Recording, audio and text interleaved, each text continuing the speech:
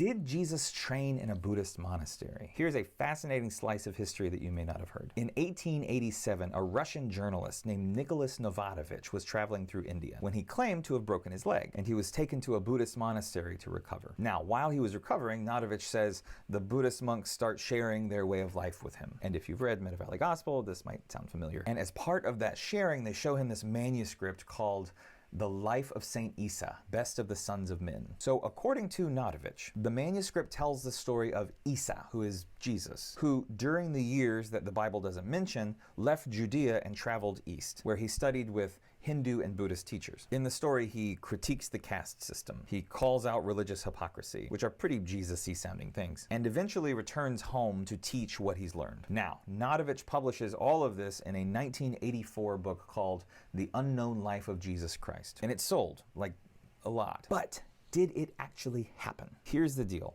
Almost immediately, people start fact-checking him. One scholar even visited the monastery, only to be told that these monks had never heard of Novatovich, had never heard of this secret manuscript. And when he was confronted about it, Novatovich said, well, the monks are just scared. They don't want to be caught in the middle of all this controversy. But then a few years later, Novatovich disappears from public life, where he stayed until his death several years later. So, did he make it all up? Maybe. It's also possible that he borrowed from old rumors and spiritual folklore that were floating around. It's possible he really did encounter something, but misunderstood. In the end, though, it seems incredibly unlikely that Jesus historically studied at a Buddhist monastery. But here's the real question. Is historicity really the most important concern here? Because true or not, Novatovic's story tapped into something deeper, a longing for a Jesus that wasn't bound by borders or religion, who sought wisdom deeper than any one tradition, who listened deeply before he spoke. And that story, even as fiction, has resonated with people, has opened hearts and imaginations